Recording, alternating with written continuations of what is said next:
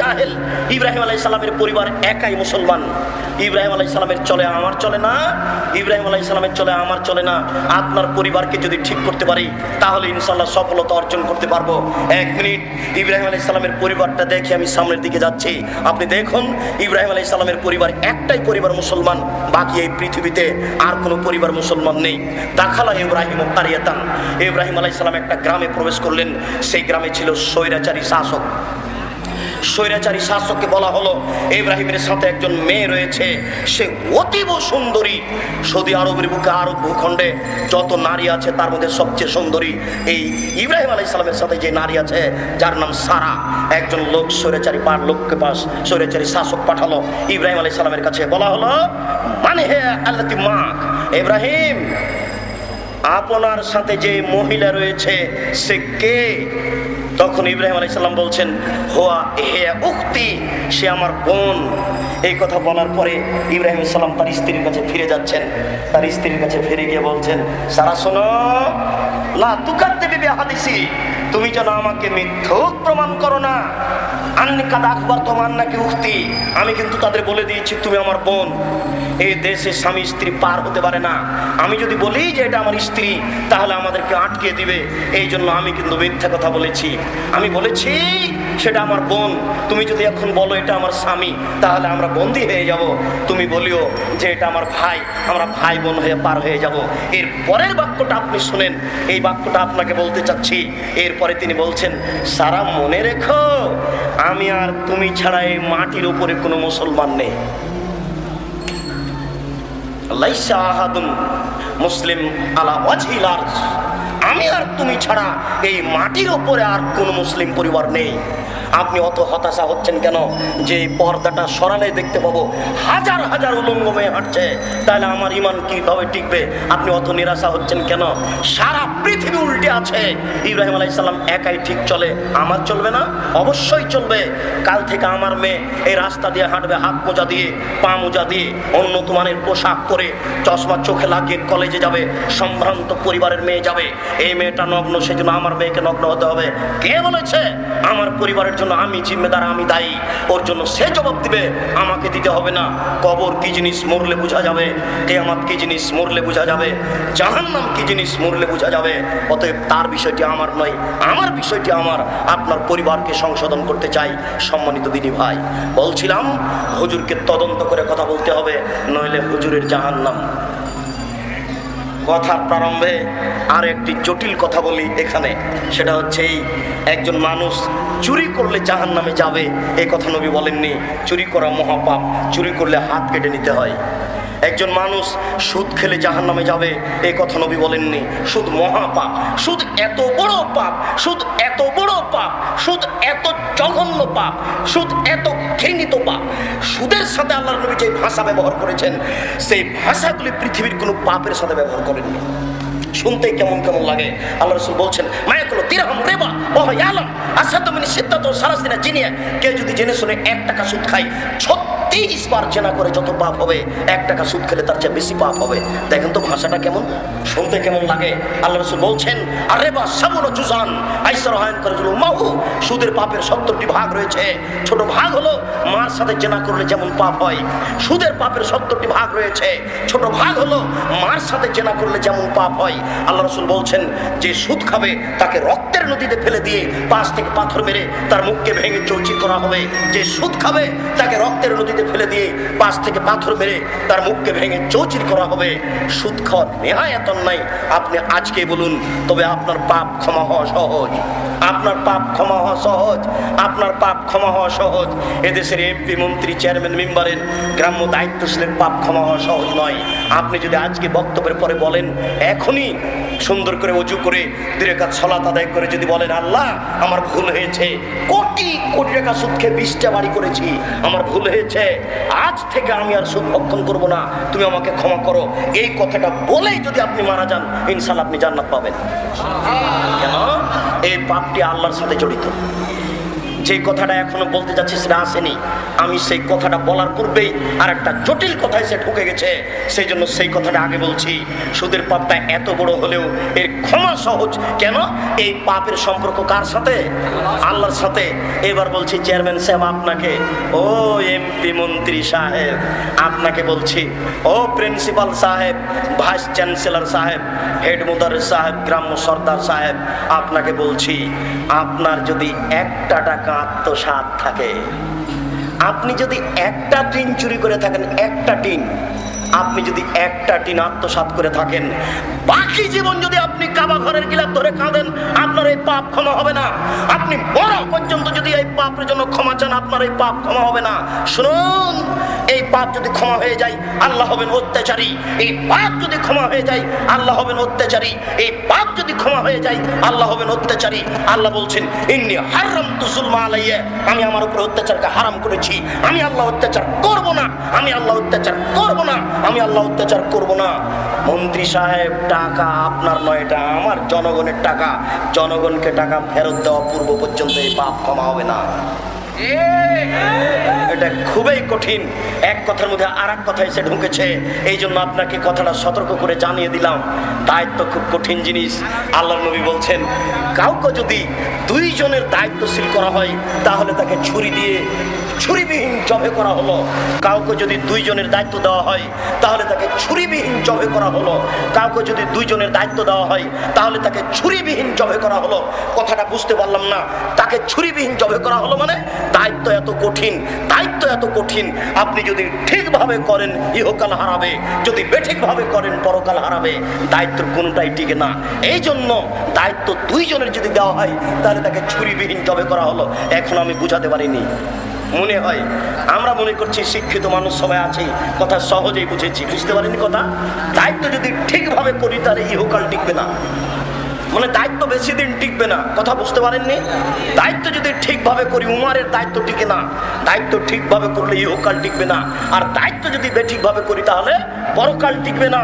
এই জন্য যাকে দুইজনের দায়িত্ব দেওয়া হলো তাকে যেন ছুরিবিহীন জবে করা হলো। যারা দায়িত্ব পালন করছেন এদেশের সর্বস্তরের দায়িত্বশীল, আপনাকে রাসূলের পক্ষ থেকে সতর্ক করছি, আপনি এই দায়িত্ব ছেড়ে দ্রুত চলে আসেন, আপনি ঘরে লুকিয়ে যান। আপনাকে এই বিষয়ে আমি কথা বলবো। আপনার ঘরে ঢুকে ছাড়া এখন বাঁচার কোনো পথ নেই। আমি যে কথা বলতে চাচ্ছি, সুদ এত বড় পাপ, এরপরেও ক্ষমা হয়ে যাবে। এরপরেও সুদ খেলে লোকটা জাহান্নামে যাবে, এ কথা নবী বলেননি। সুদ খেলে লোকটা জাহান্নামে যাবে, এ কথা নবী বলেননি। আল্লাহ নবী বলছেন, কেউ যদি কোনো কথা আমার দিকে ধাবিত করে, সেই কথা যদি আমার না হয় তাহলে তার থাকার জায়গা সরাসরি জাহান্নাম। এখনো বুঝাতে পারিনি। সুদ খেলে লোকটা জাহান্নামে যাবে, এ কথা নবী বলেনি। যেতে পারে, কিন্তু একটা লোক যদি নবীর নামে মিথ্যা কথা বলে তাহলে সে সরাসরি জাহান্নামে। কথা বুঝতে পারেননি? আবার আর একটা কথা বলি, এবার আপনার গায়ে লাগবে, এমন ভাবে লাগবে মনে হচ্ছে যেন আপনার শরীরে একটু কেটে দিয়ে লবণ দেওয়া হয়েছে। আপনার গায়ে এত কঠিন ও কঠোর ভাবে লাগবে। শুনুন, জেনা সবচেয়ে নোংরা পাপ। জেনা সবচেয়ে নোংরা পাপ। জেনা সমাজে সবচেয়ে নোংরা পাপ। জেনা করলে লোকটা জাহান্নামে যাবে, এ কথা নবী বলেননি। আল্লাহ নবী বলেন, আল বিক্র বিল বিক্রে জিলদু মিআত তাগরিবু সানা। অবিবাহিত ছেলে মেয়ে যদি জেনা করে তাহলে তাকে 100 লাঠি পিটিয়ে 1 বছরের জন্য এলাকা থেকে তাড়িয়ে দিতে হবে। তিনি বলেন, অবিবাহিত ছেলে মেয়ে যদি জেনা করে তাহলে তাকে 100 লাঠি পিটিয়ে এলাকা থেকে 1 বছরের জন্য তাড়িয়ে দিতে হবে। তিনি বলেন, আর সাইবু বিসাইবার রাজু। বিবাহিত নারী পুরুষ যদি জেনা করে তাহলে তাকে ইট দিয়ে, ঢেল দিয়ে, পাথর দিয়ে মেরে মেরে মেরে ফেলতে হবে। বিবাহিত নারী পুরুষ যদি জেনা করে তাহলে তাকে ইট দিয়ে, ঢেল দিয়ে, পাথর দিয়ে মেরে মেরে মেরে ফেলতে হবে। তার বাঁচার কোনো পথই নেই। 3 শ্রেণীর মানুষকে হত্যা করতে হয়। সরকারের পক্ষ থেকে 3 শ্রেণীর মানুষকে হত্যা করতে হবে। 2 শ্রেণীর মানুষের বাঁচার পথ আছে, 1 শ্রেণীর মানুষের বাঁচার পথ নেই। 3 শ্রেণীর মানুষকে হত্যা করতে হয়। 2 শ্রেণীর মানুষের বাঁচার পথ আছে, 1 শ্রেণীর মানুষের বাঁচার পথ নাই। এটা কোরআন মাজিদ। আমি বলছি আমি কোরআন মাজিদ মানি না। আমি বলছি আমি 5 ওয়াক্ত নামাজ মানি না। আমি বলছি মোহাম্মদকে আমি মানি না। তাহলে 7 দিন সময়, 7 দিন পরে আমাকে হত্যা করা হবে, 7 দিন পরে আমার ফাঁসি হবে। তবে 7 দিন যাবৎ সরকারের পক্ষ থেকে আমাকে বলা হবে, আব্দুর রাজ্জাক সাহেব কথা ভুল হয়েছে, প্রত্যাহার করুন। আব্দুর রাজ্জাক সাহেব কথা ভুল হয়েছে, প্রত্যাহার করুন।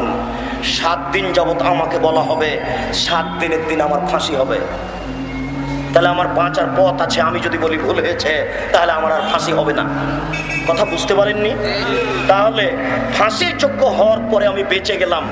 আরেকটা 2, আপনি যদি আমাকে হত্যা করেন তাহলে আমার বাপ মা আপনাকে হত্যা করে নেবে। আপনি যদি আমাকে হত্যা করেন আমার বাপ মা আপনাকে হত্যা করে নেবে। এর নাম কেসাস। তবে আপনার বাঁচার পথ আছে। আমার বাপ মা যদি বলে যাক যাক তুমি অন্যায় করেছো, তোমাকে আমরা হত্যা করব না, যাক আমার বাপ মা যদি বলে যাক তুমি অন্যায় করেছো, তোমাকে আমি হত্যা করব না, তাহলে আপনি বেঁচে গেলেন।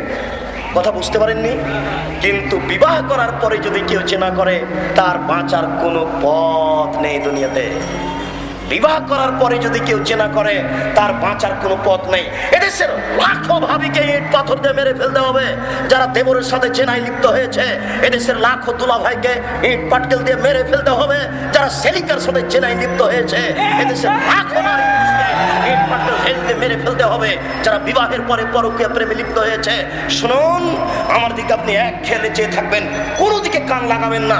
এই মাইকের আওয়াজ যতদূর পর্যন্ত যাচ্ছে সকল মুসলিম ভাই বোনকে বলছি, আপনি চলাচল বন্ধ করে, আপনার টিভি বন্ধ করে, আপনার কথা ও কর্ম লেনদেন বন্ধ করে এক খেলে আপনি আমার দিকে চেয়ে থাকুন। মনে হবে যেন বাস্তব বিচার হচ্ছে। আপনাকে আমি একটা বিচার দেখাচ্ছি, দেখুন আমার দিকে খেয়াল করে থাকবেন। জাহাতে ইমরাতুন মিন গামে দিয়ে গামিদ সম্প্রদায়ের একজন মহিলা আসলো আল্লাহর নবীর কাছে, এসে বলছে তাহেরনি ইয়া রাসূলুল্লাহ, আল্লাহ রাসূল আমাকে পবিত্র করুন, আমি অন্যায় করেছি, আমার বিচার করে দিন। তখন আল্লাহ রাসূল বলছেন ইরজিই, তুমি বাড়ি ফিরে যাও, আস্তাগফিরুল্লাহ, তুমি আল্লাহর কাছে ক্ষমা চাও, ওয়াতুবি ইলাইহি, তুমি তওবা করো, তোমার পাপ ক্ষমা হয়ে যাবে। তখন মহিলা বলছে আতুরাদ্দাদুনি কামা রাদাত্তা মাইজুল মালিক, আপনি আমাকে সেইভাবে ফিরিয়ে দিতে চাচ্ছেন মাইজুল মালিককে যেভাবে ফিরিয়ে দিয়ে বললেন যাও তুমি এই বাচ্চাকে দেখাশোনা করো। এরপরে তিনি বলছেন সঙ্গী সাথী ইজাবু বিহা, তোমরা একে মাঠে নিয়ে যাও, মাঠে নিয়ে গিয়ে গর্ত খুঁড়ে তার বুক পর্যন্ত মাটিতে পুঁতে দাও, ফাঁচি মুহা, এরপরে চতুর্দিক থেকে ইট ঢিল পাথর মেরে মেরে তাকে মেরে ফেলো। সাহাবীগণ বলছেন আমরা মহিলাটিকে মাঠে নিয়ে গেলাম, গর্ত খুঁড়লাম, গর্ত খুঁড়ে বুক পর্যন্ত মাটিতে পুঁতে দিলাম, এরপর চতুর্দিক থেকে ইট ঢিল পাথর মারতে লাগলাম। খালিদ বিন ওয়ালিদ বলছেন একটা পাথর আমি তার মুখের উপরে মারলাম, ফাতালাজ্জাহতাম, খালিদ পাথরটা মুখে লেগে মুখ ফেটে রক্ত ছিটে খালিদের গায়ে লাগলো। খালিদ তাকে গালি দিয়ে বলছিলেন ছি ছি ছি ছি ছি, একজন জেনাকারিনী মহিলার গায়ে রক্ত আমার গায়ে লাগলো, এই বলে তিনি গালি দিলেন। আল্লাহ রাসূল বলছেন পারলেন খালিদ, খালিদ থামো, তুমি একে গালি দিও না, লেখা দাওয়াত লাও দাওয়াত সাহেব মাকসিন, এই মহিলা এত তোবা করেছে আল্লাহর দরবারে, এত ক্ষমা ভিক্ষা চেয়েছে, এর চেয়ে বড় পাপী যদি এইভাবে ক্ষমা চাই তাহলে তার পাপ ক্ষমা হবে। খালিদ, খালিদ তুমি একে গালি দিও না, এর চেয়েও যদি কোনো বড় পাপী এইভাবে তোবা করে তাহলে তার পাপ ক্ষমা হয়ে যাবে। খালিদ তুমি এই মহিলাকে গালি দিও না। এরপরে তিনি তার জানাজা করলেন, এরপরে তিনি তার কাফন দাফন করলেন। আমি আপনাকে বুঝাতে পারিনি। আল্লাহ রাসূল বলছেন খালিদ একে গালি দিও না, এর চেয়ে বড় পাপী যদি এইভাবে তোবা করে তাহলে তার পাপ ক্ষমা হবে। মানে খালিদ এই মহিলার পাপ ক্ষমা হয়ে গেছে, খালিদ এই মহিলার পাপ ক্ষমা হয়ে গেছে, তাই তো তিনি জানাজা করলেন, তাই তো তিনি কাফন দাফন করলেন। কই তিনি তো বললেন না যাও তোমার পাপ ক্ষমা হয়ে গেছে, তোমার বিচার হবে না, এই কথা তো তিনি বললেন না। আমি মনে হয় বুঝাতে পারছি না আপনাকে। বুখারী মুসলিমের হাদিস পেশ করে, মুসলিম শরীফের হাদিস পেশ করে বুঝাতে চাচ্ছি বিবাহ করার পরে জেনা করলে তার বাঁচার কোনো পথ নেই, পৃথিবীতে কোনো পথই নেই বাঁচা। ঘরে ঘরে জেনা হচ্ছে, 20 তলা বিল্ডিং এ এক রাতে 7 জায়গায় জেনা হচ্ছে, 20 তলা বিল্ডিং এর 200 রুমে জেনা চর্চা হচ্ছে। কেউ বহির্বিশ্বের জেনা দেখছে, শ্বশুর এক ঘরে, শাশুড়ি এক ঘরে, বাপ এক ঘরে, মা এক ঘরে, বোন এক ঘরে, ভাই এক ঘরে, জেনা আর জেনা, অন্যায় আর অন্যায়। একদিন যদি এই দেশের মাটিতে একটা বিচার হয় তাহলে হাজার হাজার মাইল এলাকায় এই পাপ বন্ধ হয়ে যাবে, তাকে মেরেই ফেলতে হবে। আপনাকে আশ্বস্ত করার জন্য এতটুকু বলতে চাই, হে আমার দিনী ভাই, আপনি ভয় পাচ্ছেন, আপনার ভিতরে এরকম অনেকদিন ঘটে গেছে, আপনি ভয় পাচ্ছেন, ভয় আপনি পান, এটাই আপনার ঠিক। তবে আপনাকে আমি আশ্বস্ত করতে চাই এইভাবে যে আজকে আপনি অজু করে রাতে 2 রাকাত সালাত আদায় করে আল্লাহর কাছে ক্ষমা ভিক্ষা চান, আল্লাহ আমার ভুল হয়ে গেছে, আমি আজ থেকে আর এই পাপে জড়িত হব না। আপনি মোবাইলে সব নাম্বারগুলি মিটিয়ে নেন। চেনা এমন একটা জিনিস, একবার যদি আপনি ঢুকে যান তাহলে আপনি তার থেকে আর ফিরে আসতে পারবেন না। এই মেয়ে সেই মেয়ে, এই মেয়ে সেই মেয়ে, হাজারো মেয়ের সাথে আপনার চেনার সম্পর্ক হয়ে যাবে। খুব কঠিন ও জটিল জিনিস, হাজার হাজার শয়তান আপনার পিছনে লেগে আছে, যখন তখন আপনাকে মোবাইলে কথা বলার জন্য বাধ্য করছে। আপনি এক থেকে কঠোর হয়ে যান। আল্লাহ তোমার দরবারে দয়া ভিক্ষে চায়। রব্বিক ফিরওয়ারহাম ওয়া আনতা খায়রুর রাহিমিন, তুমি বড় দয়াবান, তুমি বড় ক্ষমাবান। তোমার দরবারে দয়া ভিক্ষে চাই, তোমার দরবারে ক্ষমা ভিক্ষা চাই, তুমি আমাকে রক্ষা করো। আজ থেকে আমি এই মেয়ের সাথে কথা বলতে রাজি নই, আমি সব নাম্বার মিটিয়ে দিলাম, তুমি আমাকে মাফ করো। আপনি বলতে থাকেন মরা পর্যন্ত, ইনশাল্লাহ আপনার পাপ ক্ষমা হয়ে যাবে। তবে আপনাকে দেখতে চাচ্ছে আল্লাহ যে আপনি সত্যি ক্ষমা চাচ্ছেন কিনা। আপনাকে আশ্বস্ত করে গেলাম, মধ্যে থেকে যে কথাটা বলেছি সেই কথাটা হচ্ছে যে এই লোকটা এত বড় পাপ করেও জাহান্নামে যাবে কথা নয়, যেতে পারে, কিন্তু আমি হুজুর ধর্মের নামে যদি মিথ্যে কথা বলি তাহলে সরাসরি জাহান্নাম। আর আপনি এই যে টাকনুর নিচে প্যান্টটা রেখেছেন, আল্লাহ রাসূল বলছেন যে ব্যক্তি টাকনুর নিচে পায়জামা প্যান্ট লুঙ্গি রাখবে সে সরাসরি জাহান্নামী। একটা লোক চুরি করলে জাহান্নামে যাবে এ কথা নবী বলেন, একটা লোক চেনা করলে জাহান্নামে যাবে এ কথা নবী বলেননি, যেতে পারে। একজন লোক নামাজ না পড়লে জাহান্নামে যাবে এ কথা নবী বলেননি, যেতে পারে। তবে আল্লাহ রাসূল বলছেন কেউ যদি টাকনুর নিচে পায়জামা প্যান্ট লুঙ্গি পরে তাহলে সে সরাসরি জাহান্নামী। তিনি বলছেন কেউ যদি আমার নামে মিথ্যে কথা বলে তাহলে সে সরাসরি জাহান্নামী। যদি আপনাকে মিথ্যে কথা দেয়, মুকশিদুল মুমিনিন বইয়ে অনেক মিথ্যে কথা, তার একটা মিথ্যে কথা আপনাকে বলি, বিচারের কাঠগড়াতে আল্লাহ তাআলা সমস্ত ফাতেমা নামে মেয়েকে ডেকে বলবেন, যত মহিলার নাম ফাতেমা সমস্ত মহিলাকে ডেকে বলবেন, এই শোনো, ফাতেমা নামে মহিলা, যেহেতু মোহাম্মদের মেয়ের নাম ফাতেমা আমি তাকে মাফ করে দিয়েছি, তোমাদের নাম ফাতেমা আমি ওই ওসিলায় তোমাদেরও মাফ করে দিলাম। পতিতালয়ের মেয়েটা যদি হয় ফাতেমা, হুজুর আপনি যা লিখলেন তা একটু হিসাব করবেন না, এটা চলবে কিনা। আপনাদেরকে বলছি এই লেখার জন্য, লেখকের জন্য আপনারা আল্লাহর কাছে ক্ষমা ভিক্ষা যান। এদেশের যারা দায়িত্ব পালন করছে চলে গেছে, তারা খুব বড় বিপদে আছে। শুনুন, মহান আল্লাহ বলেন, ইয়া আইয়ুহাল্লাযীনা আমানু কু আনফুসাকুম ওয়া আলাইকুম নারা, হে দুনিয়ার পরিবারের মালিক, তোমরা তোমাদেরকে এবং তোমাদের পরিবারকে জাহান্নাম থেকে বাঁচাও। হে দুনিয়ার পরিবারের মালিক, তোমরা তোমাদেরকে এবং তোমাদের পরিবারকে জাহান্নাম থেকে বাঁচাও। প্রথমে একটু কথা আপনাকে জাহান্নাম থেকে বাঁচানোর ব্যাপারে পরামর্শ দিই। আপনি নিজেকে কিভাবে জাহান্নাম থেকে বাঁচাবেন, আজ থেকে আপনি 3টা কাজ করবেন, ইনশাআল্লাহ জাহান্নাম থেকে বেঁচে যাবেন। আজ থেকে আপনি 3টা কাজ করবেন, ইনশাআল্লাহ জাহান্নাম থেকে বেঁচে যাবেন।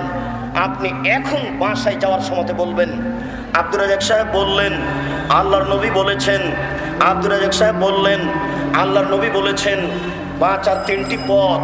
1 নাম্বার, আলজেম লিসানাক, মুখ বন্ধ। এই মুখে আর ভালো কথা ছাড়া কোনো কথা চলবে না। মোবাইল টিপে সাবধান, অশ্লীল কথা বলবেন না মেয়ের সাথে। সাবধান, আজ থেকে আপনি ওই দোকানের সামনে বসে মানুষের গীবত করবেন না। খ্রিস্টান আব্রাহাম লিঙ্কনের কাল্পনিক পদ্ধতিতে ভোট করতে গিয়ে এই মাঠে আপনি এইভাবে মানুষকে জবে করার জন্য লাফাবেন না। আপনাকে সাবধান করে যাচ্ছি, বিচার আপনার হবেই। শুনুন, মানুষের তো বিচার হবে, পশু প্রাণীরও বিচার হবে। শুনুন, মানুষের তো বিচার হবে, পশু প্রাণীরও বিচার হবে। আল্লাহ রাসূল বলছেন একটা শিংওয়ালা ছাগল যদি একটা অশিংওয়ালা ছাগলকে গুঁতা মেরে থাকে, একটা শিংওয়ালা ছাগল যদি একটা অশিংওয়ালা ছাগলকে গুঁতা মেরে থাকে, বিচারের কাঠগড়াতে আল্লাহ অশিংওয়ালা ছাগলকে শিং দিবেন। অশিংওয়ালা ছাগলকে শিং দিয়ে বলবেন, নাও তুমি গুঁতা মেরে পরিশোধ করে নাও। কথাটা আমার বুঝতে পারলেন না? সম্মানিত দিনী ভাই, আপনাকে বলতে চাচ্ছি মানুষের তো বিচার হবেই, পশু প্রাণীরও বিচার হবে। এই জন্য যুবক তোমাকে বলে যাচ্ছি, আজ থেকে তোমার মুখ বন্ধ। আজ থেকে তুমি মুখে ভালো কথা বলবে, অশ্লীল কথা যেন আর কোনোদিন মুখে না আসে। সম্মানিত দিনী ভাই মুরব্বিয়ানে কেরাম, আপনাকে অনুরোধ করে বলছি, আপনি মুখ বন্ধ করুন। আপনার ছেলে মেয়েকে উপদেশ দিন, ভুল হচ্ছে, দেখুন ভুল হচ্ছে, দেখুন সম্মানিত মুরব্বিয়ানে কেরাম ভুল হচ্ছে। এই ছেলেরা তোমাদের সাবধান করে যাচ্ছি, তোমরা সতর্ক সাবধান থাকো। এই মুখকে এইভাবে ব্যবহার করো না, মানুষের গীবাত করো না, মানুষের বদনাম করো না, মানুষের সাথে চুগলখড়ি করো না, মানুষকে ধোকা ফাঁকি দিও না, এরকম মেয়ের সাথে গল্প করো না। এখনই তুমি মোবাইলের সব নাম্বার মিটিয়ে দাও, দেখো তুমি তোমার মুখ বন্ধ করো, বেঁচে যাবা ইনশাআল্লাহ। 1 নম্বর বাঁচার পথ মুখ বন্ধ। 2 ওয়ালিয়াসাকা বাইত, আপনি আপনার বাড়িকে প্রশস্ত করুন। বাড়িকে প্রশস্ত করা মানে সকাল 10টার সময় চাকরিতে গেছেন, আপনি আপনার অফিসে কাজ করছেন, মুখ তো বন্ধ আছে, প্রয়োজনীয় কথা ছাড়া বান্ধবীর সাথে আজ থেকে আর কথা চলবে না। সাবধান করে যাচ্ছে আপনাকে, বান্ধবীর সাথে জরুরি কথা ছাড়া আর চলবে না। এদেশের সরকারের নীতি, একটা সরকারের নীতি হোক বা এদেশের একটা স্টাইল হয়ে গেছে, একটা গতি হয়ে গেছে, একটা অভ্যাস হয়ে গেছে যে অফিসে নারী থাকবে পুরুষ থাকবে, নারী থাকবে পুরুষ থাকবে। আপনি বিশ্বাস করুন, নারীকে দেশ চালানোর জন্য সৃষ্টি করা হয়নি, নারীকে অফিস চালানোর জন্য সৃষ্টি করা হয়নি, নারীকে কোর্ট কাছারি চালানোর জন্য সৃষ্টি করা হয়নি, নারীকে প্রযুক্তির জন্য সৃষ্টি করা হয়নি।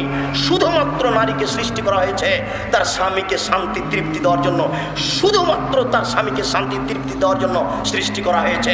আল্লাহ তাআলা বলছেন, ওয়াকারনা ফি বুয়ুতিকুন্না ওয়ালা তাবাররাজনা তাবারুজাল জাহিলিয়াতুল উলা, হে মুসলিম মহিলা, তোমরা বাড়িতে থাকো। অন্যতার যুগে, বর্বরতার যুগে, অসভ্যতার যুগে নারীরা যেভাবে রাস্তায় চলতো সেভাবে চলো না। এভাবে রাস্তায় চলা অন্যতা, বর্বরতা, অসভ্যতা। আল্লাহ বলছেন এটা বন্যতা, এটা বর্বরতা, এটা অসভ্যতা। বন্য নারী চলে, অসভ্য নারী চলে, শিক্ষিতা নারী চলে না। সে নিজেকে ভাবে বেগম রোকেয়া জাতিকে খবর দিয়ে গেছে, বেগম রোকেয়া শিক্ষিতা নারী নয়। এই যুবক, তুমি কটাক্ষ মনে করো না, তুমি ভুল বুঝেছ। তোমাকে আবার বুঝতে হবে, মেয়ে কেন মাঠে নামলো? আমার সম অধিকার। ও সম অধিকারের কি বুঝে? অধিকার কাকে বলে? সম অধিকার কি বুঝে ও? শুনুন, এমন কোন পৃথিবীতে দেশ নেই যে দেশের 3 জনই নারী। আশ্চর্য বাংলাদেশ, যে দেশের বড় জন নারী, মেজ জন নারী, আরে সেজ জন নারী, আরে 3 জনই নারী। মানুষ পাগল হলে কি আর এরকম পাগল হতে হয়? আশ্চর্য দেশ। অথচ আল্লাহর নবী বলছেন, যে দেশে 1 জন নারী দায়িত্বশীল হবে সে দেশে গজব নাজিল হবে, সে দেশে গজব নাজিল হবে, সে দেশে গজব নাজিল হবে। এই কথা আল্লাহর নবী বলছেন বুখারী মুসলিমের। আমি মুসলিম, চিররণবীর, মরণকে করি না ভয়, মরলে শহীদ, বাঁচলে গাজী, আমার উভয় সমান। এই যুবক, তুমি মুসলিম, বাংলাদেশে 90% মুসলিম। এই দেশের মাটিতে যদি হিন্দু কথা বলতে পারে, এই দেশের মাটিতে যদি ইহুদি কথা বলতে পারে, এই দেশের মাটি যদি খ্রিস্টান কথা বলতে পারে, এই দেশের মাটিতে আমি আব্দুর রাজ্জাক হাদিসের অনুবাদ করতে পারি না? এই দেশের মাটিতে আমার হাদিসের অনুবাদ করার সুযোগ আছে। এটা ঢাকার বুকে কথা বলছি। আমি মুসলিম, চিররণবীর, মরণকে করি না ভয়। আপনিও ভয় করেন না, মরণ একদিন হবেই, আজ হোক আর কাল হোক। একে 5 পয়সা দাম দিনে। শুনুন, যে কথা বলছিলাম, বাঁচার 3টি পথ। বাঁচার 3টি পথের একটা মুখ বন্ধ করা, একটা হচ্ছে বাড়িকে প্রশস্ত করা। বাড়িকে প্রশস্ত করা মানে আপনি অফিসে গেছেন, কাজ শেষ হয়েছে, তাড়াতাড়ি বাড়িতে ঢুকে যান, আর কোনো কাজ নেই। আপনার স্ত্রী বাড়ি ত্যাগ করতে পাবে না জরুরি প্রয়োজন ছাড়া। আপনার স্ত্রী বাড়ি ত্যাগ করতে পাবে না জরুরি প্রয়োজন ছাড়া। আপনি যাবেন তরকারি কিনতে বাজারে, আপনার স্ত্রী গেল কেন? আপনি কি মরেছেন? আপনার ছেলে কি মারা গেছে? আপনার কাজের লোক কি মরেছে? আপনার স্ত্রী বাজারে যাবে কেন? যাবে কেন? সে যাবে কেন? 10টার সময় বাজারে গেছে, 5টা পর্যন্ত বাজারে থেকেছে, হাজারো পুরুষ তাকে ধাক্কা মেরেছে। টাকা দিলেন মোহর, আপনি আর ধাক্কা মারলো আর একজন। মানে একটু আপনাকে খারাপ লাগে না? আপনি পুরুষ নন? আপনাকে একটু খারাপ লাগে না? আপনি পুরুষ নন? শুনুন, বাঁচার 2 নম্বর পথ, আপনি বাড়িতে থাকুন, আপনার স্ত্রী বাড়িতে থাকবে, জরুরি প্রয়োজন ছাড়া বাড়ি ত্যাগ করবেন না। এটা হলো বাঁচার 2 নম্বর পথ। বাঁচার 3 নম্বর পথ, অবগালা খাতে তুমি তোমার পাপের জন্য কাঁদো। এবার আপনি বাড়ি যাবেন আর বলবেন, বাঁচার 3টি পথ। 1 নম্বর পথ, মুখ বন্ধ করতে হবে। 2 নম্বর পথ, জরুরি প্রয়োজন ছাড়া বাড়ি ত্যাগ করা যাবে না। 3 নম্বর বাঁচার পথ, পাপের জন্য কাঁদতে হবে। মনে থাকবে না? সিরিয়াল দেন তো আপনি এবার একাই। মাইকের আওয়াজ যতদূর পর্যন্ত যাচ্ছে সকল মুসলিম ভাই বোনকে বলছি, আপনি সিরিয়াল দেন। 1 নম্বর বাঁচার পথ কি বলেন তো? মুখ বন্ধ করা। 2 নম্বর বাঁচার পথ, জরুরি প্রয়োজন ছাড়া বাড়ি ত্যাগ করা যাবে না। 3 নম্বর বাঁচার পথ, পাপের জন্য রাতে উঠে কাঁদতে হবে। এই 3টে পথ আপনি অবলম্বন করুন, তা আপনি নিজেকে বাঁচাতে পারবেন। দুঃখিত, আপনাকে কি দিয়ে বুঝাই এইসব কথা? আল্লাহুস সামাদ। আপনি পুরুষ বাড়িতে আছেন, বউ বাজারে চলে গেল। আল্লাহর নবী বলছেন 3 শ্রেণীর মানুষ জাহান্নামে যাবে না, 3 শ্রেণীর মানুষ জাহান্নামে যাবে না, 3 শ্রেণীর মানুষ জাহান্নামে যাবে না, 3 শ্রেণীর মানুষ জাহান্নামে যাবে না। ওই শ্রেণীর 1 যারা আল্লাহর রাস্তায় পাহারা দেয়, 2 বেগানা নারীকে দেখে চক্ষু নিচু করে, 2 বেগানা নারীকে দেখে চক্ষু নিচু করে। বলেন তো আমি রাস্তা দিয়ে হাঁটবো কি করে? ওই যে ল্যাংটা মেয়েটা হাঁটছে, ওটা আপনার মেয়ে, আপনি মুসলিম নন, ওই মেয়েটার বাপ মুসলমান নয়। আপনাকে খারাপ লাগে কেন? আপনাকে খারাপ লাগাটাই খারাপ, আমার বলা খারাপ নয়, আপনাকে খারাপ লাগাটাই খারাপ। আপনার মেয়ে নগ্ন হয়ে চলে কি করে? আপনার মেয়ে নগ্ন হয়ে চলে কি করে? আপনার কারণে আমি রাস্তায় চলতে পারছি না। আল্লাহ নবী বলেছেন 3 শ্রেণীর মানুষ জান্নাতে যাবে, 3 শ্রেণীর মানুষ জান্নাতে যাবে, 3 শ্রেণীর মানুষ জান্নাতে যাবে। তার 2য় নম্বর হচ্ছে বেগানা নারীকে দেখে চক্ষু নিচু করে, বেগানা নারীকে দেখে চক্ষু নিচু করে। বলেন আমি রাস্তায় চলবো কি করে? আপনার মেয়ে রাস্তা বন্ধ করেছে, আপনার স্ত্রী রাস্তা বন্ধ করেছে। আপনি কাপুরুষ, আপনি কাপুরুষ, আপনি কাপুরুষ, আপনার পুরুষত্ব নষ্ট হয়েছে। এই কারণে আমার রাস্তা বন্ধ হয়েছে, এই কারণে আমার রাস্তা বন্ধ হয়েছে। আপনি পুরুষ হওয়ার চেষ্টা করুন। জন্ম দিতে পারলে বাপ হওয়া যায় না, প্রসাব করাতে পারলে মা হওয়া যায় না। ক্ষমতার নাম হচ্ছে বাপ।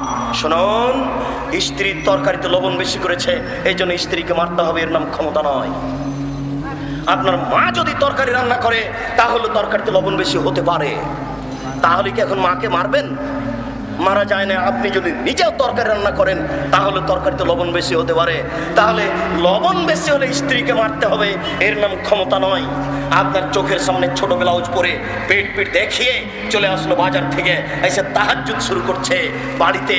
আপনার স্ত্রী এইভাবে চলে আসলো, আপনি তাকে কিছুই বললেন না, এটা হলো না আপনি কাপুরুষ, এখন ক্ষমতা।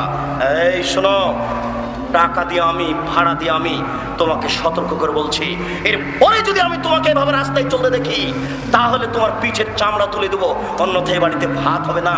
চিন্তা করিয়েন না। আব্দুর রাজ্জাক সাহেব বউ কি তালাক দেওয়ার জন্য পরামর্শ দিচ্ছেন?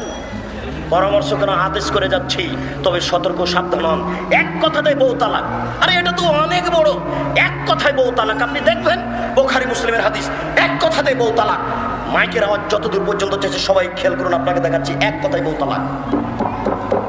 কে বাড়িতে আছে? জি না। কোথায় গেছে? শিকার করতে গেছে। কখন আসবে? সন্ধ্যায়। কেমন আছো? খুব একটা ভালো নেই। ওহো, আচ্ছা ঠিক আছে, আসলে সালাম দিও, চৌকাঠ পরিবর্তন করতে বলিও। বলতে পারেন বাহির থেকে দাঁড়িয়ে কথা বলছেন যিনি, তিনি হচ্ছেন ইব্রাহিম আলাইহিস সালাম। আপনি বলতে পারেন তিনি এসেছেন সিরিয়া থেকে, আসতে 1.5 মাস লেগেছে, যেতে 1.5 মাস লাগবে। 3 মাসের পথ পায়ে হেঁটে এসেছেন। ভিতরে আছেন বৌমা, বেটা বাইরে কাজ করতে গেছে, শিকার করতে গেছে। আরো ইব্রাহিম আলাইহিস সালামের কথা ছিল, তিনি একবারে খেপে গেছেন যখন বৌমা বলেছে ভালো নেই। তিনি বলেছিলেন বাড়িতে আছে? জি না। কোথায় গেছে? শিকার করতে। কখন আসবে? সন্ধ্যায়। কেমন আছো? খুব একটা ভালো নেই। তখনই শ্বশুর একবারে খেপে গেছেন, বলছেন আচ্ছা ঠিক আছে, হাসে সালাম দিও, চৌকাঠ পরিবর্তন করতে বলিও। চলে গেছেন ফিরে। বাড়িতে এসে বুঝতে পেরেছেন আব্বা এসেছিলেন। ব্যাপারটা কি? কে এসেছিল? হ্যাঁ, একজন বৃদ্ধ মানুষ এসেছিলেন। কি বললেন? তিনি বললেন বাড়িতে আছে? নেই। কোথায় গেছে? শিকার করতে গেছে। কখন আসবে? সন্ধ্যায়। তারপর বললেন কেমন আছো? তখন তুমি কি বলেছো? তখন আমি বলেছি খুব একটা ভালো নেই। তখন তিনি কি বললেন? তিনি বললেন ঠিক আছে, আসলে সালাম দিও, চৌকাঠ পরিবর্তন করতে বলিও। ওহো, তোমার উত্তরে ভুল হয়েছে। যখন তিনি বলেছিলেন কেমন আছো, তখন তোমাকে বলতে হতো আলহামদুলিল্লাহ। তোমার উত্তর ঠিক হয়নি। তিনি আমার আব্বা তোমাকে তালাক দিতে বলে গেছেন, ইলহাকি ইলা আহলিক, তুমি তোমার বাপের বাড়ি চলে যাও। তুমি কত বড় সুন্দরী, আমার দেখার কোনো সুযোগ নেই। তুমি কত বড় বুদ্ধিমতী, আমার দেখার সুযোগ নেই। তুমি কত বড় চাকরি করো, আমার দেখার সুযোগ নেই। তিনি যা বলেছেন তাই হবে। এবার আপনি দেখুন, এক কথাতে বউ বাড়িতে থাকছে, এক কথাতে বউ বাড়িতে থাকছে। আবার দেখুন অনেক দিন পরে আসছেন। কে বাড়িতে আছে? জি না। কোথায় গেছে? শিকার করতে গেছে। কখন আসবে? সন্ধ্যায়। কেমন আছো? আলহামদুলিল্লাহ। কি খাও? এ দেখেন কথা বাড়লো না, বুঝাতে পারলাম না মনে হয়। আগে এই পর্যন্ত থেমে গেছিলেন, একবারে রাগ করে চলে গেলেন, বলে যে চৌকাঠ পরিবর্তন করতে বলিও। এখন বলছেন যে কেমন আছো? আলহামদুলিল্লাহ। তারপরে শ্বশুরে জিজ্ঞাসা করছেন কি খাও? তখন বৌমা ভিতর থেকে বলছেন গোস্ত আর পানি। আল্লাহ আল্লাহ, গোস্ত আর পানি, পোলাও নেই, রুটি নেই, কিছু নেই। আপনার মতো এত আইটেমের কোনো খাবার নেই। আপনাকে এটুকু বুঝার জন্য আরেকটা কথা বলি। ইব্রাহিম আলাইহিস সালাম কিন্তু অনেকদিন আগে এই বৌমা স্বামীকে, অর্থাৎ এই ছেলেকে দুধের অবস্থায় রেখে গেছিলেন। জানেন না কাহিনী? ইব্রাহিম আলাইহিস সালাম তার স্ত্রী হাজেরাকারে বাচ্চাটাকে কাবা ঘরের পাশে দুধ খাওয়ানো অবস্থায় রেখে গেছিলেন। আর একবার ইব্রাহিম আলাইহিস সালাম এসেছিলেন ছেলেকে কুরবানি করতে, তখন বয়স তার 8-9 বছর। এবার এসেছেন বৌমা দেখতে, আর একবার আসলেন বৌমা দেখতে, বৌমাকে বহাল রাখতে বললেন। এবার বলে চলে যাচ্ছেন আচ্ছা ঠিক আছে, আসলে সালাম দিও, চৌকাঠ বহাল রাখতে বলিও। আপনার স্ত্রী বারবার বাজার থেকে নগ্ন পোশাকে আসবার, আপনি কিছু বলবেন না? মানে হতেই পারে না। এক কথাতে বউ তালাক, আমি আপনাকে তালাক দিতে বলিনি, আপনাকে পরামর্শ দিয়ে যাচ্ছে আপনার স্ত্রীকে আপনি সংশোধন করুন। যদি সম্ভব না হয় তাহলে এই স্ত্রী রাখা যাবে না, এ কথাই ঠিক। আপনি স্ত্রীর কারণে পরকাল হারায়েন না। শুনুন, যেদিন থেকে আপনার স্ত্রী আপনার বাড়িতে এসেছে, ও যত পাপ করছে সমস্ত পাপের জবাব আপনাকে দিতে হবে। আপনার স্ত্রীর পেটটা যদি 20,000 মানুষের দিকে থাকে, 20,000 মানুষে যত পাপ করেছে, আপনার স্ত্রী একাই তত পাপ করেছে। আপনার স্ত্রী একাই যত পাপ করেছে, আপনি একাই তত পাপ করেছেন। এক পাপ 3 ভাগে বিভক্ত। 20,000 লোক পাপী, আপনার স্ত্রী পাপী, আপনি পাপী, 3 জনই সমান। এবার মনে হয় বুঝাতে পারলাম না। 10,000 মানুষ পাপী, ওই পরিমাণ আপনার স্ত্রী পাপী, ওই পরিমাণ আপনি পাপী। পুরুষ হন, পুরুষ হন। পুরুষ হওয়ার জন্য আপনাকে অনুরোধ করে যাচ্ছি। শুনুন, এইভাবে লাগাম দিয়ে ছেড়ে দিয়ে স্ত্রীকে রাখিয়ে না বাড়িতে, ঠিক নয়। এখানে আর একটা পরামর্শ আপনাকে দিয়ে যাচ্ছে। দেখুন, আবু দাউদ, মুসলিম, আবু দাউদের হাদিস, তিরমিজি, ইবনে মাজার হাদিস, আল্লাহ রাসূল বলছেন যে পুরুষের উপরে মহিলা হক রাখে। 1, পুরুষ তুমি যা খাবে স্ত্রীকে খাওয়াবে। 2, তুমি যা পড়ো স্ত্রীকে পড়াবে। 3, কখনো তুমি স্ত্রীকে কটু কথা বলো না। স্ত্রীকে কটু কথা বলতে হয় না, ওদের মারতে হয় না, ওদের গালি দিতে হয় না, ওদের আদর করতে হয়। ওরা এত আদরের, ওরা এত আদরের, ওরা এত আদরের, ওরা হচ্ছে বগড়া সোনাতলা হাটের আদরের মালসা। ওদেরকে আদর করতে হয়, ওদেরকে মারতে হয় না। শুনুন, 3, কখনো কটু কথা বলো না। 4, কখনো মুখের ওপরে মারো না। 5, তুমি তোমার বাড়ি ছাড়া অন্য কোথাও থাকতে দিও না। তুমি তোমার বাড়ি ছাড়া অন্য কোথাও থাকতে দিও না। তুমি তোমার বাড়ি ছাড়া অন্য জায়গায় যেতে দিও না। কি দিয়ে আপনাকে আমি ধর্ম বুঝাই? আল্লাহ তুমি বড় দয়াবান, তুমি বড় রহমান, তুমি বড় ক্ষমাবান। আমাদের দিয়ে যদি চলে তাহলে তুমি আমাদেরকে জাতির সামনে গ্রহণীয় করো। তোমার নবী 1450 বছর পূর্বে এই কথা বলে গেছেন, আমরা জাতির কাছে পেশ করতে পারলাম না। যদি জাতির কাছে পেশ করতে পারতাম তাহলে তারা পরিবর্তন হতো। তুমি যদি চাও আমাদেরকে, তাহলে আমাদেরকে জাতির সামনে গ্রহণীয় করো। আর আমাদের দিয়ে যদি না চলে তাহলে এরকম বলিষ্ঠ কণ্ঠের মানুষ তুমি জাতির সামনে নিয়ে আসো, যারা একবারে বলিষ্ঠ কণ্ঠে জাতিকে বলতে পারবে, জাতি পরিবর্তন হয়ে যাবে। আল্লাহ তুমি এই কথা কবুল করো। আল্লাহ আমিন। আমাদের দিয়ে যদি চলে তাহলে আমাদেরকে কবুল করো, আর যদি আমাদের দিয়ে না চলে তাহলে এরকম তুমি বলিষ্ঠ কণ্ঠের মানুষ তৈরি করো, যারা বলতে পারবে তুমি যা খাচ্ছ স্ত্রীকে খাও, তুমি যা পড়ছো স্ত্রীকে পড়াও, তুমি স্ত্রীকে কটু কথা বলো না, স্ত্রীকে মুখের ওপরে মারো না, তুমি তোমার বাসা ছাড়া স্ত্রীকে কোথাও যেতে দিও না, তুমি তোমার বাসা ছাড়া স্ত্রী কোথাও থাকতে দিও না।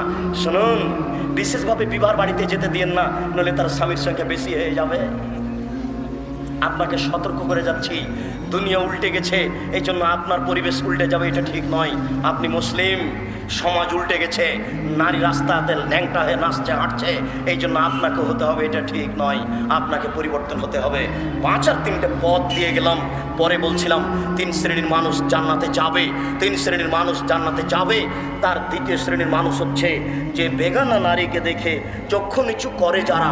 3য় শ্রেণীর মানুষ যারা পাপের জন্য কাঁদে। আগের 3টার সাথে পরের 3টা মিলে গেল, পরের 3টার শেষটা মিলে গেল। আপনি ভুলে গেছেন নাকি? এবার বলেন তো 5 আর 3টা পথ কি? 1, মুখ বন্ধ করতে হবে। 2, জরুরি প্রয়োজন ছাড়া আপনি আর আপনার স্ত্রী বাড়ি ত্যাগ করতে পাবেন না। 3, পাপের জন্য রাতে কাঁদতে হবে। শুনুন, 3 শ্রেণীর মানুষ জান্নাতে যাবে, 3 শ্রেণীর মানুষ জান্নাতে যাবে, 3 শ্রেণীর মানুষ জান্নাতে যাবে। 1 শ্রেণীর মানুষ হচ্ছে যারা আল্লাহর পথে পাহারা দেয়। 2য় শ্রেণীর মানুষ হচ্ছে যারা বেগানা নারীকে দেখে চক্ষু নিচু করে। এই কথাতেই অনেক কথা এসেছে, বেগানা নারীকে দেখে চক্ষু নিচু করে। আমি রাস্তায় চলবো কি করে, আপনার স্ত্রী রাস্তা ঘেরেছে। আমি রাস্তায় চলবো কি করে, আপনার মেয়ে রাস্তা ঘেরেছে। আপনি মুসলিম, আপনার মেয়েকে বন্ধ করুন, অনুরোধ করে গেলাম। 3, পাপের জন্য কাঁদুন, ইনশাআল্লাহ আপনি জান্নাত পাবেন। এবার আপনার পরিবারকে বাঁচাবেন কিভাবে জাহান্নাম থেকে, তার আমরা একটার পর একটা কয়েকটা পরামর্শ আপনার সামনে পেশ করছি। শুনুন, মহান আল্লাহ বলছেন পরিবারকে বাঁচানোর বিষয়টি। লোকমান হাকিমের ভাষায় লোকমান হাকিম বলেন, বোনাইয়া লা তুশরিক বিল্লাহ, আব্বু আল্লাহর সাথে শিরক করো না।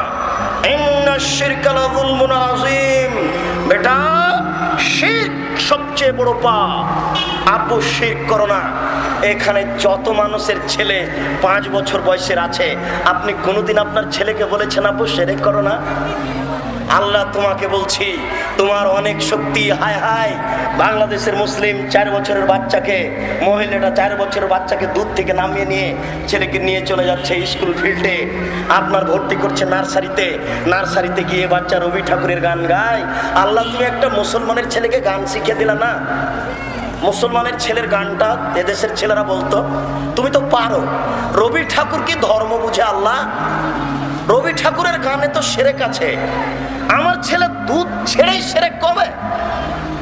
আমার ছেলে দুধ ছেড়েই শিরক করবে? তুমি অনেক বড় শক্তিশালী, তোমার দরবারে অভিযোগ পেশ করে গেলাম।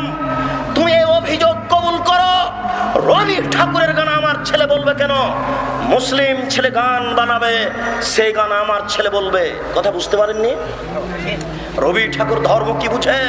কবি নজরুলি ধর্ম বুঝেন না, রবি ঠাকুর কি বুঝবে? কবি নজরুল বলছেন, নবী মোর পরশমণি, নবী মোর সোনার খনি, নবী নাম জপে যেজন সেই তো দোজাহানের ধনী। নবী মোর পরশমণি, নবী মোর সোনার খনি, নবী নাম জপে যেজন সেই তো দোজাহানের ধনী। আরে কবি নজরুল বলছেন এই কথা, মানে মোহাম্মদ মোহাম্মদ মোহাম্মদ মোহাম্মদ মোহাম্মদ মোহাম্মদ মোহাম্মদ। বলেন তো মোহাম্মদ মোহাম্মদ বলে জপি তাহলে কিছু হবে কি? তো কবি নজরুল বলছেন যে নবী নাম জপে যেজন সেই তো দোজাহানের ধনী, নবী মোর পরশমণি, নবী মোর সোনার খনি, নবী নাম জপে যেজন সেই তো দোজাহানের ধনী। কবি নজরুলই বুঝেন না কোনটা ঠিক আর কোনটা বেঠিক। রবি ঠাকুর কি করে বুঝতে পারে কোনটা ঠিক আর কোনটা বেঠিক? বেগম রোকেয়াই বুঝে না কোনটা ঠিক আর কোনটা বেঠিক। আপনার এই শিক্ষিকা কি বুঝবে কোনটা ঠিক আর কোনটা বেঠিক? আপনার শিক্ষিকার নখ বড় আছে, দেখেননি? আপনার শিক্ষিকার এত বড়টা নখ দেখেননি আপনি? নখের নেল পালিশ আছে। খ্রিস্টানদের পতিতালয়ের মেয়েদের বৈশিষ্ট্য হচ্ছে নখে নেল পালিশ দেওয়া। খ্রিস্টানদের পতিতালয়ের মেয়েদের বৈশিষ্ট্য হচ্ছে নখে নেল পালিশ দেওয়া। সকল নবী বলেছেন দাড়ি বড় করতে হবে, মোচ কেটে ফেলতে হবে। সকল নবী বলেছেন নখ কেটে ফেলতে হবে, বগলের লোম উঠিয়ে ফেলতে হবে, নিচের লোম পরিষ্কার করতে হবে। নারী পুরুষ একই হুকুম, ঊর্ধ্বে টাইম 40 দিন। এগুলো নবীর আদেশ। আপনার শিক্ষিকা বড় করে নখ রেখেছে, সে আপনাকে কি পড়াবে? তার কাছে বিদ্যা কি থাকতে পারে? কবি নজরুল বলছেন মসজিদের পাশে কবর দিও ভাই, গানে বলছেন মসজিদের পাশে কবর দিও ভাই। আচ্ছা মসজিদের পাশে কবর দিলে কি হবে? কথার কথা, মসজিদ তো দূরের কথা। আমার বাপ মারা গেছেন, আমার বাপকে নিয়ে যাব কাবা ঘরের পাশে, কাবা ঘরের নিচে ঢুকিয়ে দেবো, দিয়ে কবর দিব। আমার বাপের কোনো উপকার হবে? জি না, অসম্ভব হতে পারে না। তো মসজিদের পাশে তিনি কবর দিতে বললেন কেন? কে বুঝে ধর্ম, কে বুঝে কর্ম?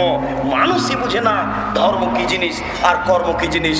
সম্মানিত দিনী ভাই, আপনি আপনার ছেলেকে শিরক থেকে বাঁচান 1 নম্বরে, তাহলে আপনি আপনার পরিবারকে জাহান্নাম থেকে বাঁচাতে পারবেন। হাতের রাশি দেখে ভাগ্য পরীক্ষা করলে শিরক হয়, হাত চালিয়ে ভাগ্য পরীক্ষা করলে শিরক হয়, টিয়া পাখির মাধ্যমে ভাগ্য পরীক্ষা করলে শিরক হয়। পায়ের সাথে পাগড়ি বেঁধে হুজুর মাদুলি দিয়েছে আপনার হাতে, সূরা ইয়াসিন লেখা আছে মাদুলিতে। আপনি মাদুলি হাতে দিয়ে কোমরে দিয়ে পেশাবখানায় গেলেন, পায়খানায় গেলেন, পতিতালয়ে গেলেন। কোরআন মাজিদ কারো পতিতালয়ে যাওয়ার জন্য আসেনি দুনিয়াতে, পায়খানায় যাওয়ার জন্য আসেনি। আপনি মাদুলি ঝুলালে শিরক হবে। অষ্টাধাতুর আংটি আজমির শরীফে পাগল থাকলো 12 বছর, লন্ডন থেকে ডাক্তার পড়ে এসে রোগ ধরতে পারলো না, আরে পাগল বলছে যে এই আংটি দিলে রোগ ভালো হয়ে যাবে। আরে মানুষও পাগল, সে আংটি হাতে দিচ্ছে, অষ্টাধাতুর আংটি হাতে থাকলে সেরেক হবে। হাজী সাহেব ঘড়ির আকারে বালা দিয়েছেন, এই বালা হাতে রাখলে সেরেক হবে।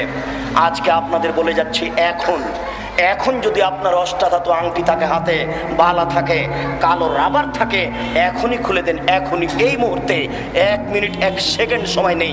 আপনি যদি রেখে মারা যান, আপনাকে জাহান্নাম যেতে হবে। রেখে মারা গেলে জাহান্নাম যেতে হবে, খুলে দিয়ে মারা গেলে জান্নাত হবে ইনশাআল্লাহ। খুলে দিয়ে মারা গেলে জান্নাত হবে ইনশাআল্লাহ। হাতে রাখা অবস্থায় মারা গেলে জাহান্নাম হবেই চূড়ান্ত। এর নাম শিরক, এর নাম শিরক। শুনুন, মায়ের কসম খেলে শিরক হয়, 2 চোখের কসম খেলে শিরক হয়, মসজিদে গিয়ে কসম করলে শিরক হয়, বাচ্চার মাথায় হাত দিয়ে কসম করলে শিরক হয়, ড্রাইভার ভালো তাই গাড়ি অ্যাক্সিডেন্ট হলো না, এই মন্তব্য করলে শিরক হয়, মাঝি ভালো তাই নৌকা ডুবলো না, এই মন্তব্য করলে শিরক হয়, ডাক্তার ভালো তাই বাচ্চা বেঁচে গেল, এই মন্তব্য করলে শিরক হয়, তুলসীর গাছ তুলে ফেলা যায় না, এই মন্তব্য করলে শিরক হয়, গরুকে লাথি মারা যায় না, এই মন্তব্য করলে শিরক হয়, ধানের উপর দিয়ে জুতা পায়ে দিয়ে হাঁটা যায় না, এই মন্তব্য করলে শিরক হয়। আপনার স্ত্রী ফরজ গোসল করে ফরজ গোসল না করে ভাতের পাতিল থেকে ভাত বের করতে পারে না, এই মন্তব্য করলে শিরক হয়। আপনার স্ত্রী ফরজ গোসল না করে বেগুন ছেড়ে আনতে পারে না, এই মন্তব্য করলে শিরক হয়। আপনার স্ত্রী ফরজ গোসল না করে ঘর ঝাড়ু দিতে পারে না, এই মন্তব্য করলে শিরক হয়। আপনার স্ত্রী ফরজ গোসল না করে সব করতে পারে না, নামাজ পড়তে পারে না, কোরআন তেলাওয়াত করতে। আপনার স্ত্রী ফরজ গোসল না করে দুনিয়ার সব কিছু করতে পারে না, নামাজ পড়তে পারে না, কোরআন তেলাওয়াত করতে। বুঝতে পারলেন না? পারে না বললে শিরক হবে এই দুটো ব্যতীত, পারে না বললে শিরক হবে এই দুটো ব্যতীত। আমি মনে হয় বুঝাতে পারছি না, পারে না বললে শিরক হবে এই দুটো ব্যতীত। আমার কোনো জায়গাতে কথা অস্পষ্ট থাকতে পারে, পরে আবার কোনো সময় যোগাযোগ করে জেনে নিন, নইলে ভুল বুঝাবুঝিতে আপনি পড়বেন না। বলছিলাম, জন্মদিবস পালন করলে শিরক হয়, মৃত্যু দিবস পালন করলে শিরক হয়, 26শে মার্চ পালন করলে শিরক হয়, 16 ডিসেম্বর পালন করলে শিরক হয়, 21শে ফেব্রুয়ারি পালন করলে শিরক হয়, কোনো দিবস পালন করলে শিরক হয়, পহেলা বৈশাখ পালন করলে শিরক হয়। ওরে বাঙালি অজ্ঞ জাতি, পহেলা বৈশাখে তোকে ইলিশ মাছ কিনে গাছের নিচে যেতে হবে? আল্লাহ বিদ্যাও দেয়নি তোকে, বুদ্ধিও দেয়নি। আশ্চর্য বাঙালি। শুনুন, মুহাম্মদ সাল্লাল্লাহু আলাইহি সাল্লাম মক্কা থেকে মদিনায় আসলেন। মুহাম্মদ সাল্লাল্লাহু আলাইহি সাল্লাম মক্কা থেকে মদিনায় আসলেন, দেখলেন মদিনার লোকেরা 2 দিন খেলাধুলা করে, দেখলেন মদিনার লোকেরা 2 দিন খেলাধুলা করে, দেখলেন মদিনার লোকেরা 2 দিন খেলাধুলা করে। তিনি বলেন, এই শোনো, তোমাদের এই 2 দিন বাতিল, তোমাদের এই 2 দিন বাতিল, তোমাদের এই 2 দিন বাতিল। আমি মুহাম্মদ সাল্লাল্লাহু আলাইহি সাল্লাম 2 দিন দিচ্ছি, আমি মুহাম্মদ সাল্লাল্লাহু আলাইহি সাল্লাম 2 দিন দিচ্ছি। আনন্দ ফুর্তির একদিন হলো ঈদুল আজহা, আনন্দ ফুর্তির একদিন হলো ঈদুল ফিতর। মনে থাকবে না? আনন্দ ফুর্তির একদিন হলো ঈদুল আজহা আর একদিন হলো ঈদুল ফিতর। খাওয়া বেশি খান, দৌড়াদৌড়ি করেন, ফুর্তি করেন, তাসবিহ তাহলিল করেন, হালাল যত কাজ আছে সব কিছু করেন, আজকে করেন আনন্দ ফুর্তির। নবী যদি বলতেন, এই মদিনার ছেলেরা শোনো, তোমাদের ছিল 2 দিন, আমি দিলাম 2 দিন। এই মদিনার ছেলেরা শোনো, তোমাদের ছিল 2 দিন, আমি দিলাম 2 দিন, দুয়ে দুলে হয়েও 4। তাহলে এবার বাঙালি পেত 16 ডিসেম্বর 1-5, 26শে মার্চ 1-6, 21শে ফেব্রুয়ারি 1-7, বাপের জন্মদিবস 1-8, মায়ের জন্মদিবস 1-9, পহেলা বৈশাখ 1-10। এইভাবে করতে করতে সারা বছর চলে যেত, পড়া লাগতো না। সব দিন যখন ছুটিতে চলে যেত তখন আর পড়া লাগতো না। যাতে কত বড় অজ্ঞ! আশ্চর্য। আল্লাহর নবী বলেছেন, এর ফলে বিদ্যা উঠে যাবে, অয়াকসুরাল জাহাল, মূর্খতা বেড়ে যাবে।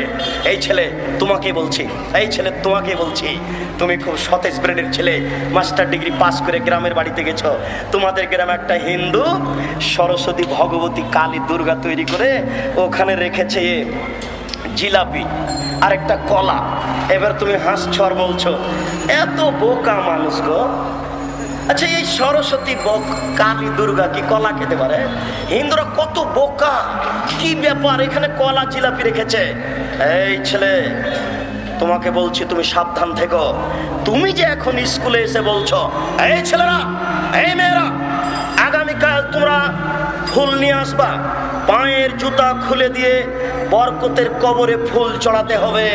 তোমার মাস্টার ডিগ্রিকে কবর দিতে এসেছি, তুমি মনে রেখো। তুমি বলো, সারা বাংলাদেশ কেন, সারা পৃথিবীর মানুষ যদি পায়ের জুতা খুলে দিয়ে এই বরকতের কবরে ফুল চড়ায়, তাহলে বরকতের 1 পয়সা লাভ হবে নাকি? যদি না হয় তুমি এই কাজ করলে কেন? তাহলে ওর সরস্বতী ভগবতীর কাছে গলা দেওয়া আর তোমার এই কবরে ফুল চড়ানো দুইটা সমান নয় কি?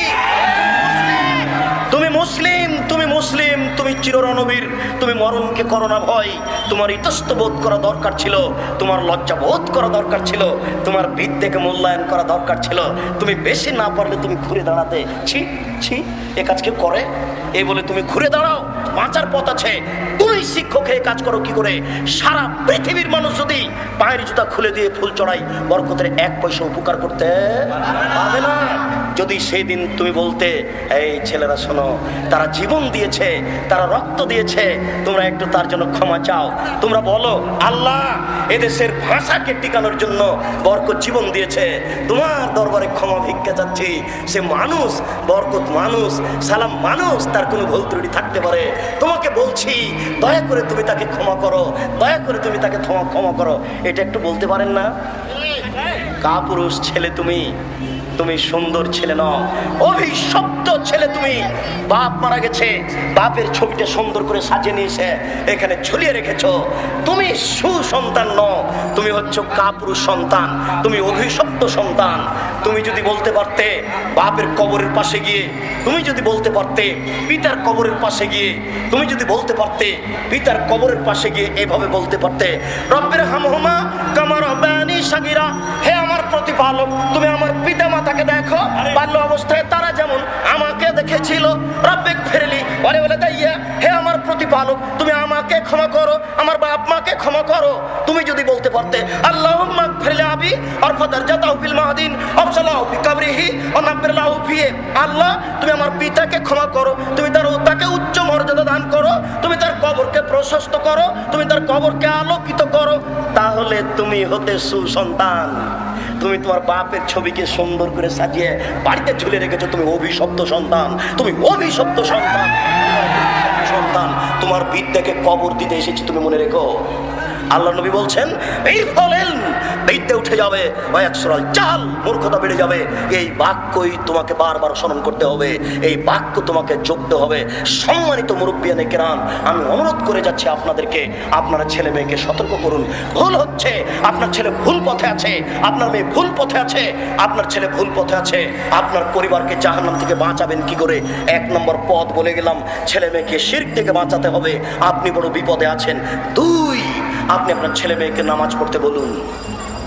আল্লাহ তাআলা বলছেন, ওয়ামুর আহলাকা বিসসালাত ওয়াসতাবির আলাইহা, তুমি নিজে নামাজ পড়ো, তোমার পরিবারকে নামাজ পড়তে বলো, ছেলে মেয়েকে নামাজ পড়তে বলো। আল্লাহ রাসূল বলছেন, মুরু আওলাদাকুম বিসসালাত ওয়াহুম আবনাউ সাবঈ সিনিনা, তোমরা তোমাদের ছেলে মেয়েকে সালাত আদায় করতে বলো যখন তার বয়স 7 বছর। ওয়াজরিবুহুম আলাইহা ওয়াহুম আবনাউ 10 সিনিনা, পিটিয়ে নামাজ পড়াও যখন তার বয়স 10 বছর। সম্মানিত দিনী ভাই, আপনাকে কি দিয়ে বুঝাই? ওযু করে নামাজ পড়তে হয়, পানি নেই, তায়াম্মুম করে নামাজ পড়তে হবে, পানিও নেই, মাটিও নেই, বিনা ওযুতে বিনা তায়াম্মুমে নামাজ পড়তে হবে।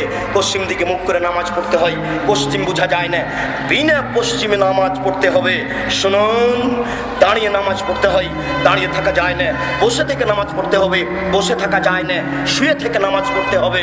শুনুন, পরিষ্কার কাপড়ে নামাজ পড়তে হয়, পরিষ্কার কাপড় নেই, যেই কাপড়ে পেশাব লেগে আছে, পায়খানা লেগে আছে, এই কাপড়ে নামাজ পড়তে হবে। পরিষ্কার অপরিষ্কার কোনো কাপড়ই নেই। কথার কথা, হতে পারে যেমনটা ঘটছে ইরাকের মাটিতে, আফগানিস্তানের মাটিতে, সুন্দরী নারীকে ধরে নিয়ে গিয়ে 10 জন 12 জন ধর্ষণ করছে। এরপরে মার্কিন সৈন্যের সামনে তাদেরকে উলঙ্গ অবস্থায় হাঁটতে বলছে। এই মুসলিম নারী এই মার্কিন সৈন্যের সামনে উলঙ্গ অবস্থায় হাঁটছে। এই সময় নামাজের টাইম হয়ে গেছে। শুনুন, এই মুসলিম নারীকে এই নগ্ন অবস্থায় নামাজ পড়তে হবে, পড়তেই হবে। এর বিকল্প কোনো পৃথিবীতে পথই নেই। নামাজ এমন একটা ইবাদত যার বিকল্প কোনো পথ নেই। হজের বিকল্প আছে। আমি অসুস্থ, আমার ভাইকে 3 লক্ষ টাকা দিলাম, আমার ভাই হজ করে চলে আসলো, হজ আমার হয়ে গেল। হজের বিকল্প আছে, নামাজের বিকল্প নেই। রোজার বিকল্প আছে। আমি অসুস্থ, আমার ভাইকে বললাম যে আপনি গরিব মানুষ, আমার বাড়িতে সকাল সন্ধ্যা খান, সে আমার বাড়িতে সকাল সন্ধ্যা খেলো, রোজা আমার হয়ে গেল। রোজার বিকল্প আছে, হজের নামাজের বিকল্প নেই। নামাজ আপনাকেই পড়তে হবে। নামাজের উমরি যা যা চলে না, যেগুলো ছুটে গেছে তার জন্য ক্ষমা চাইতে হবে। আল্লাহ আমাকে মাফ করো, আজ থেকে আপনাকে নামাজ পড়তে হবে। নামাজই এমন একটা ইবাদত যার ব্যাপারে ইমাম আহমদ ইবনে হাম্বল রাহিমাহুল্লাহ বলেছেন, অলসতা করে কেউ যদি নামাজ ছেড়ে দেয় এক ওয়াক্ত, তাহলে তাকে হত্যা করতে হবে। অলসতা করে যদি এক ওয়াক্ত নামাজ ছেড়ে দেয়, তাহলে তাকে হত্যা করতে হবে। ইমাম আবু হানিফা রাহিমাহুল্লাহ সেই কালে বলেছেন, কেউ যদি অলসতা করে এক ওয়াক্ত নামাজ ছেড়ে দেয়, তাহলে তাকে জেলখানায় বন্দি করে পেটিয়ে নামাজ পড়াতে হবে। কেউ যদি অলসতা করে এক ওয়াক্ত নামাজ ছেড়ে দেয়, তাহলে তাকে পেটিয়ে নামাজ পড়াতে হবে। শুনুন, বর্তমানে আরবি বিদ্বানগণ বলছেন, এখন উপস্থিত আরবি বিদ্বানগণ বলছেন, স্বামী নামাজ পড়ে স্ত্রী পড়ে না, স্ত্রী নামাজ পড়ে স্বামী পড়ে না। তাহলে বিবাহ বিচ্ছিন্ন হয়ে গেছে, বিবাহ কেটে গেছে। চেয়ারম্যান লাগে না, মেম্বার লাগে না, খাতা কলম লাগে না, কাজী লাগে না, কিছুই লাগে না, বিবাহ এমনিতেই গেছে। দেখুন নামাজ কি জিনিস, নামাজ পড়তে হবে। শুনুন, মাওলানা আশরাফ আলী থানভী হানাফি রাহিমাহুল্লাহ খুব বড় পণ্ডিত মানুষ, একটা কথা বলে গেছেন। কথাটা ধর্মের নয়, কথাটা আপনি দলিল হিসেবে গ্রহণ করবেন না। তিনি কত গুরুত্ব দিতেন নামাজের, এই কথাটা আমি বুঝাতে গিয়ে কথাটা বলছি, আপনি কথাটাকে ভুল বুঝিয়েন না। আমি একটা দলিল পেশ করিনি মাওলানা আশরাফ আলী থানভী রাহিমাহুল্লাহকে, আমি দলিল হিসেবে পেশ করিনি, যদিচ কথাটি ঠিক হয়নি, কিন্তু তিনি বলছেন নামাজ পড়তেই হবে। এই কথা দেখাতে গিয়ে তিনি বলছেন, একজন মহিলার অর্ধেক বাচ্চা প্রসব হয়েছে, অর্ধেক বাচ্চা প্রসব হতে আছে, এই সময়তে যদি নামাজের টাইম হয়ে যায়, তাহলেও তাকে নামাজ পড়তে হবে। আমরা আপনাকে বলছি ফতোয়া এরকম নয়।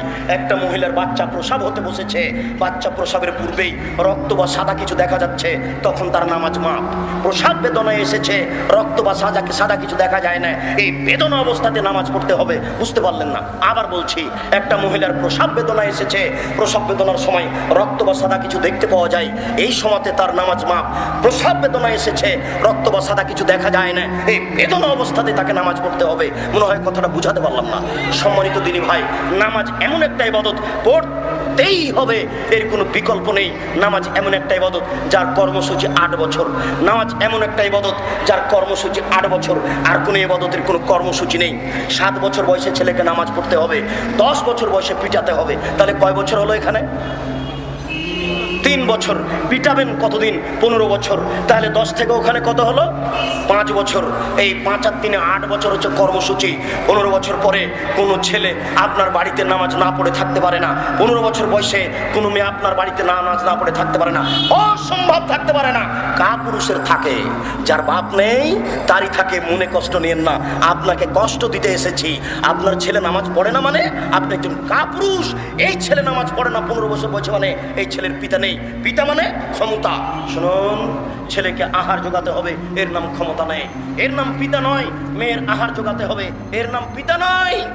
ছেলে মেয়ে ভিক্ষা করে খেতে পায়, ছেলে মেয়ে এতিম হলে 10 লালন পালন করে। কাজেই বাপকে খাওয়াতে হবে, আহার জোগাতে হবে, এটা জরুরি নয়। সবচেয়ে জরুরি হচ্ছে ক্ষমতা। বাপকে ক্ষমতা প্রয়োগ করতে হবে। বাপের চোখের সামনে কোনো ছেলে এইভাবে নগ্ন টিভি দেখতে পারে না। বাপের জানতে কোনো ছেলে 2 কানে ইয়ারফোন লাগিয়ে গান শুনতে পারে না। বাপের জানতে কোনো সময় কোনো ছেলে এইভাবে মোবাইলে কোনো মেয়ের সাথে গল্প করতে পারে না। বাপের জানা অবস্থায় কোনো ছেলের মোবাইলে এরকম 4 নাম্বার থাকতে পারে না। মোবাইল অভিশাপ, আশীর্বাদ যত, অভিশাপ তার চেয়ে অনেক অনেক বেশি। মোবাইল ও আশীর্বাদ যত, অভিশাপ তার চেয়ে অনেক অনেক বেশি। মুরব্বিয়ানে কিরাম, আপনার পরিবারকে কিভাবে বাঁচাবেন? তৃতীয় পরামর্শ হচ্ছে, দেখুন আল্লাহ রাসূল বলছেন, মান কানাত লাহু ওয়ালিদা ফাআল্লামাহা ফাহসানা তালিমাহা ওয়া আদাবাহা ফাহসানা তাদিবাহা। কারো যদি কাজের মেয়ে থাকে, তাকে শিখিয়ে দিল, সুন্দর শিখিয়ে দিল।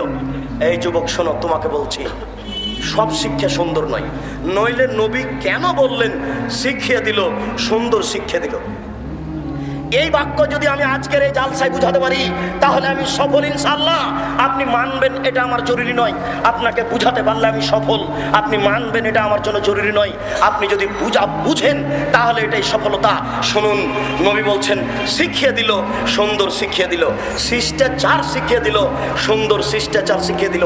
বোঝা যাচ্ছে সব শিষ্টাচার সুন্দর নয়। এবার পাশাপাশি আপনাকে শুক্রিয়া, আমি কথা শেষ করছি, তারপরে মিশে বলুন। সম্মানিত এমপি সাহেব, আমি অনুরোধ করে বলছি, আমরা অল্প কোন কথা বলেই আমরা কথা শেষ করব। সম্মানিত এমপি সাহেবের আমরা কথা শুনবো ইনশাল্লাহ। মাননীয় এমপি সাহেবকে একটু অপেক্ষা করার জন্য আমরা আন্তরিকভাবে বিনীত অনুরোধ জানাচ্ছি। বলছিলাম, সম্মানিত দিনী ভাই, সব শিক্ষা সুন্দর নয়, সব শিষ্টাচার সুন্দর নয়। নইলে তিনি কেন বললেন?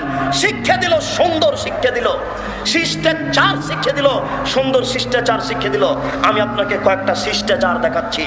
তার একটা হচ্ছে, প্রথমে বলেছিলাম মনে আছে আপনার, যে আপনি আমাকে 1 গ্লাস পানি দিলেন, আমার মাননীয় এমপি সাহেবকে 1 গ্লাস পানি দিলেন। তাই এমপি সাহেব বললেন জাযাকাল্লাহ খায়ের, আর আমি বললাম থ্যাংক ইউ। দুটাই কিন্তু শিষ্টাচার। কথা বুঝতে পারেননি? দুটাই কিন্তু শিষ্টাচার। কোনটা ভালো আর কোনটা মন্দ আপনাকে বলতে হবে। এমপি সাহেব মোবাইলে রিং হচ্ছে, তিনি অন করে দিয়ে বলছেন আসসালামু আলাইকুম, আর আমি অন করে বলছি হ্যালো। দুটাই শিষ্টাচার। কোনটা সুন্দর আপনাকে বলতে হবে। শুনুন, আমার বড় ভাই বিদায় নিচ্ছে, আমি বলছি tata bye bye, tata bye bye. আর এমপি সাহেবের বড় ভাই বিদায় নিচ্ছেন, তখন এমপি সাহেব বলছেন আস্তাগফিরুল্লাহ দীনাকা ওয়া আমানাতাকা ওয়া আখিরা আমালিক ওয়া যাওয়াদাকাল্লাহু তাকা ওয়া গাফারা যামবাক ওয়া ইয়াসসালাকাল খায়রা হাইসুমা কুনতা। বড় ভাই, আপনার সবকিছুকে আল্লাহর নিকটে গচ্ছিত রাখলাম। আল্লাহ আপনাকে পরহেজগারিতা দান করুক, আল্লাহ আপনাকে ক্ষমা করুক।